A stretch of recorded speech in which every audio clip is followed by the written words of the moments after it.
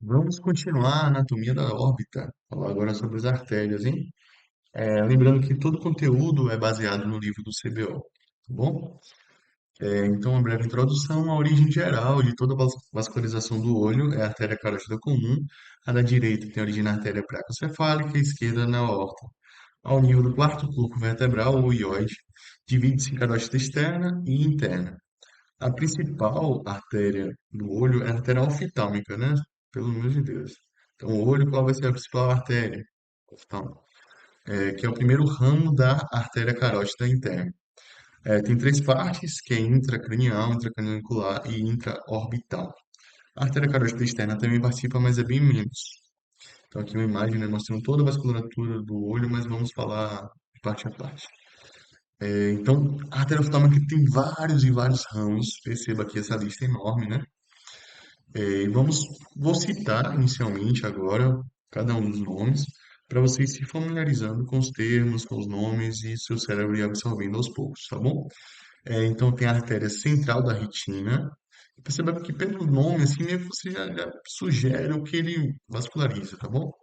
Lacrimal, artérias musculares superiores e inferiores, artérias ciliares posteriores curtas, artérias ciliares posteriores longas, artéria supraorbital, artéria etimoidal posterior, etimoidal anterior, artérias palpebrais mediais superiores e inferiores, artéria supratroclear e artéria nasal dorsal. Vamos falar brevemente cada uma delas.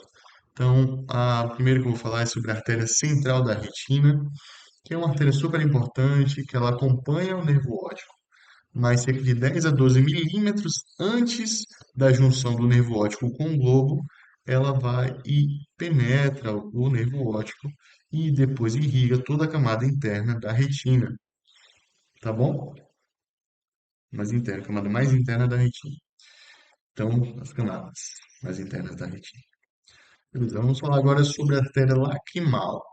A artéria lacrimal ela corre, né, na região superotemporal e ela passa bem perto do músculo reto lateral. Então, nada mais, né, inteligente do que sair um ramo da artéria lacrimal para irrigar esse músculo, não é mesmo?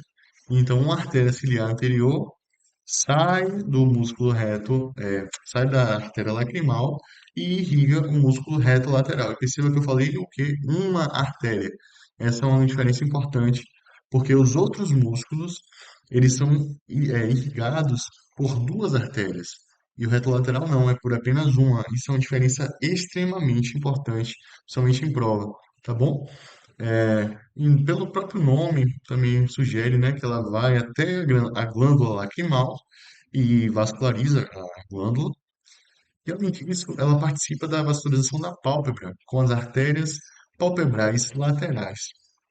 Além disso, ela nutre a pele e tecidos moles da fossa temporal e bochecha com os seus ramos zigomático temporal e zigomático facial. Além disso, tem uma anastomose com artéria meningia média através do ramo recorrente, tá bom? Então, beleza, vamos para a próxima artéria. Se você tiver alguma dúvida, né, pause, reassista, assista novamente o vídeo, porque é muita informação e a gente não consegue absorver tudo de uma vez só mesmo, tem que ir pausando, anotando, mas, assim, eu acho que é mais fácil, né, você aprender com um vídeo do que vendo, né? Mas, enfim, é importante ler também. Enfim, vamos lá. Agora vamos falar sobre as artérias musculares superiores e inferiores. Olha o nome dela, né? Artérias musculares. Então, sugere que vasculariza músculo, né? E é justamente isso mesmo, ela dá origem às artérias ciliares anteriores, que nutrem os músculos extraoculares, exceto o reto lateral, que nós já vimos que é um ramo, né? É uma artéria ciliar anterior da lacrimal. E aqui não, são as artérias musculares superiores e inferiores. Tá bom? Então perceba que é superior e inferior, né? Meio que assim, já sugere que são duas artérias.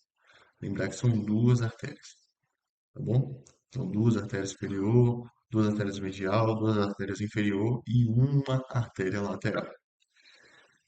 Vamos falar agora sobre as artérias ciliares posteriores curtas e longas.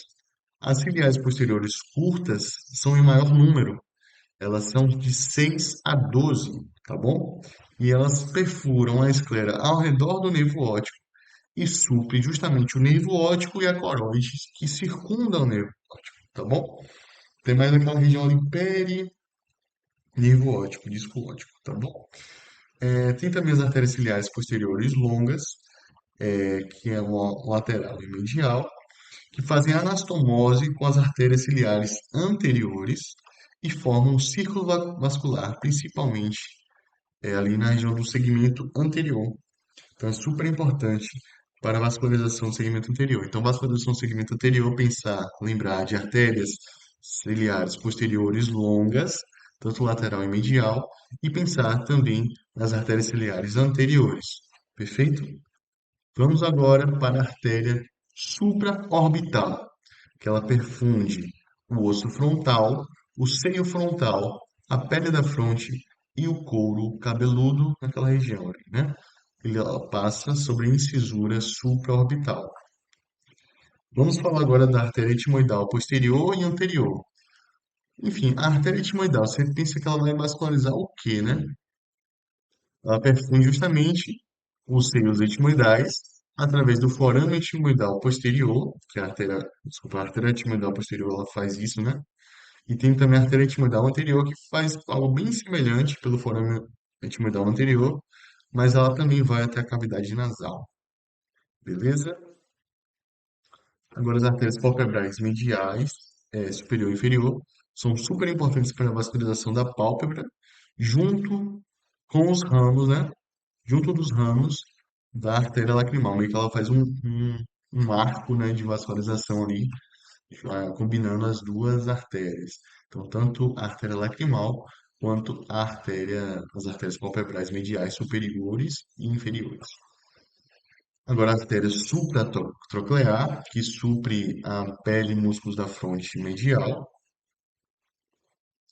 A artéria nasal dorsal, que nutre o saco lacrimal e a pele do nariz, né? Faz sentido, né? O nome dela, nasodorsal, né? E o saco lacrimal está perto da região do nariz, então dá realmente para lembrar isso.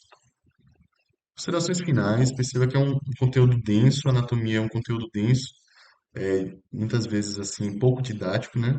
Confesso, mas é importante você saber anatomia, principalmente você que é residente, imagino, e ou então está querendo se atualizar, né? Lembrar os conceitos mais básicos. Enfim, é um conteúdo denso, mas assista novamente, com calma, vá anotando, veja mais uma vez, que aí você vai aprendendo. Algumas considerações finais também. Lembrar que a densidade arterial é maior no centro, né? O local com menor densidade arterial é temporal inferior, que é o local onde justamente faz a bloqueio, né? E a única, lembra que eu falei que a participação da artéria carótida externa era pequena?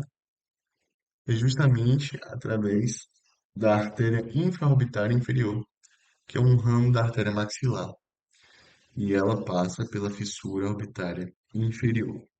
Tá bom? Muito obrigado pela atenção.